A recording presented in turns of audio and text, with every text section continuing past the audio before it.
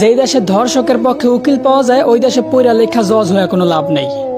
মুসলমানদের দেশে নেতা হইয়া যদি আলেমদেরকেই বন্দি করে রাখতে হয়, ওই দেশের রাজনীতি করে নেতা হইলে জনগণের জন্য কোনো ফায়দা নেই। ৯৫% মুসলমানের দেশে যদি মুসলমানদের কষ্টগুলাই তুলে ধরা না যায়, ওই দেশে নামি দামি সাংবাদিক হইয়াও কোনো লাভ নেই। বলি জাকাত না দিয়া সুদ খাইতে খাইতে দেশটারে করছো ছারখার। এখন সূর্যের তাপ গায়ে লাগে তাই তোমাদের বৃষ্টির দরকার। আলেমদেরকে বন্দি করে আবার আলেমদের মাধ্যমে আল্লাহর কাছে বৃষ্টি কামনা করলা। বিষয়টা এমন হইল না যে কোনো এক ফল গাছের গোড়া কাটা ফালাইয়া সেই গাছ থেকেই আবার ফলের আশা করলা।